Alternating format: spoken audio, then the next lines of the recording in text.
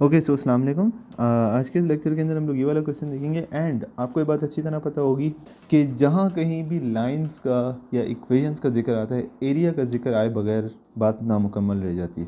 सो ले आपके सामने एरिया का एक क्वेश्चन आ चुका है और हम इस क्वेश्चन को सॉल्व करेंगे। सबसे पहले एरिया का जो है वो फार्मूला क्या है, और एक बात मैं आपको पहले बता दूं कि एक ट्राइंगल है, ठीक है। किस तरह है, कैसे बनेगा, अभी सब कुछ समझ में आ जाएगा।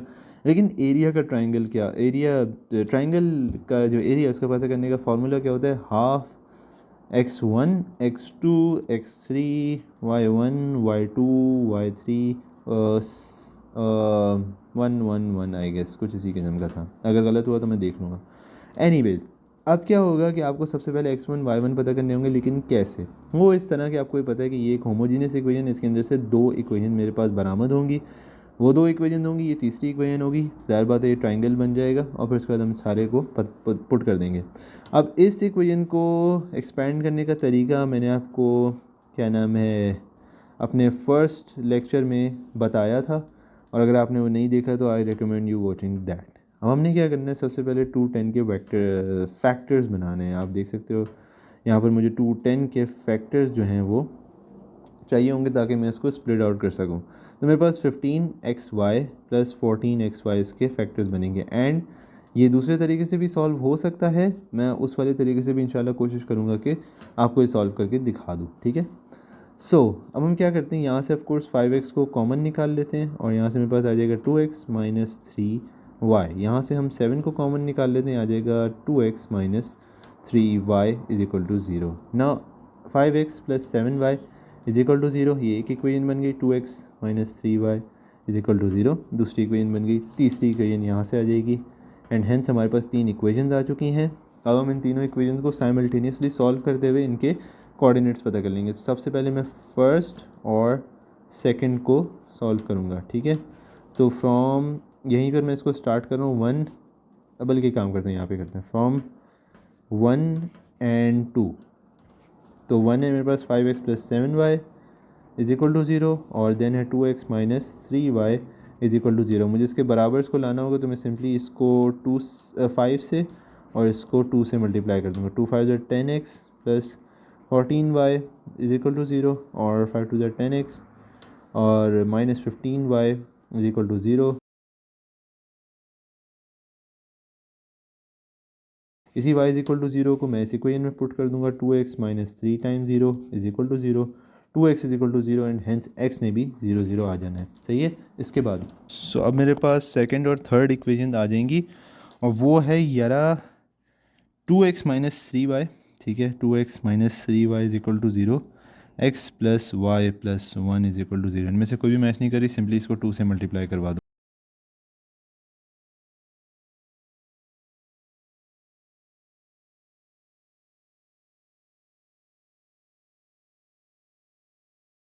राइट। सो यहाँ पर एक छोटी सी मिस्टेक हुई है, वो ये कि यहाँ भी क्या नाम है माइनस का ऑपरेशन लगने की वजह से माइनस आएगा, जो कि वहाँ जाके प्लस हो जाएगा, यहाँ पर माइनस आएगा। सो इसका मतलब यहाँ इसके साथ आना चाहिए था। एक्चुअली मैं इसको दोबारा सॉल्व कर लेता हूँ। X plus -2/5 plus 1 is equal to 0, then आ जाएगा x माइनस 2/5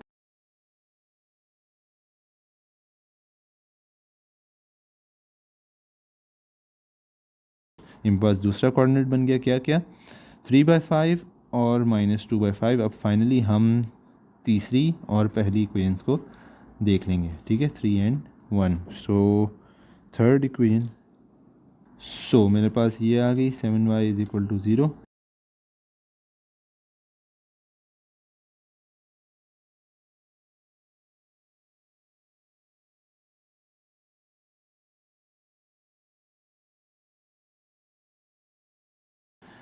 एक्स कितना आ जाएगा, -5 + 2 7/2, सही है। सो मेरे पास -7/2 5/2 आ गया। अच्छा भाई, ये हमने सारे के सारे कोऑर्डिनेट्स लिख दिए और हम फाइनली अब एरिया को फाइंड आउट करने लगे, ठीक है ना। सो आपने देख लिया कि किस तरीके से हम एक होमोजीनियस इक्वेशन को स्प्लिट करते हैं, उसको सिंपल इक्वेशन में लेकर आते हैं, और फिर उसके बाद जो उसके साथ करना चाहें वो कर सकते हैं। अच्छा, मैं आपको ना ये कोऑर्डिनेट्स आखिर में ड्रॉ भी करके दिखाऊंगा, और वो जो क्या नाम है दूसरा मेथड है, उससे भी आपको होमोजीनियस इक्वेशन को स्प्लिट करना वो भी मैं सिखाऊंगा। इंतज़ार करो थोड़ा सा। 1/2 यहाँ पर मेरे पास आ जाएगा, ओके 0, 3/5 -7/2 0 2/5 और 5/2। सो अब हम एक एक करके इनको स्प्लिट करेंगे ऑफ कोर्स।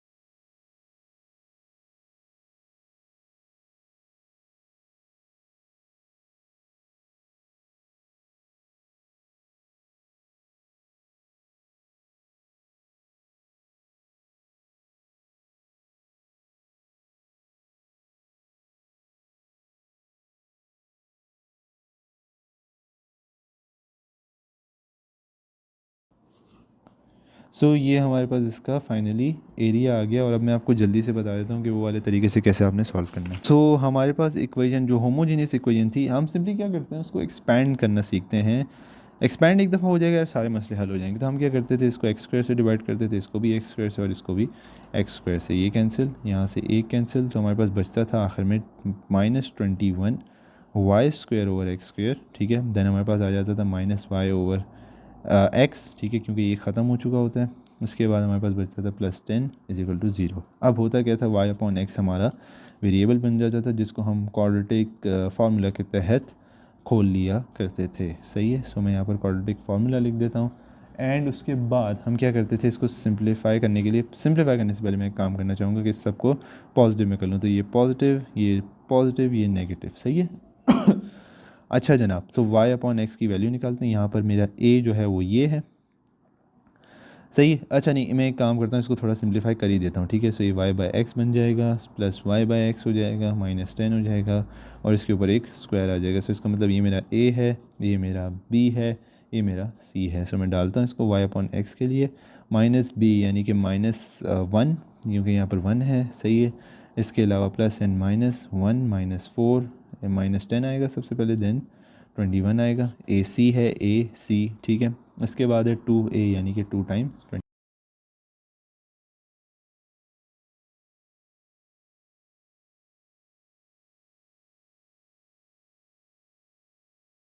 होंगी। -1 + 29/42 y/x = -1 - 29/42। हम इसको सिंप्लीफाई करेंगे। सबसे पहले x इधर पहुंच जाएगा, यहाँ पर आएगा 42, ये आ जाएगा 28, ठीक है। और इसके बाद आप इसको मज़ीद लिख सकते हो, तो वो इक्वेशन बन जाएगी। मैंने आपको वो फर्स्ट लेक्चर में ये चीज़ें सिखवाई हुई हैं। ठीक है।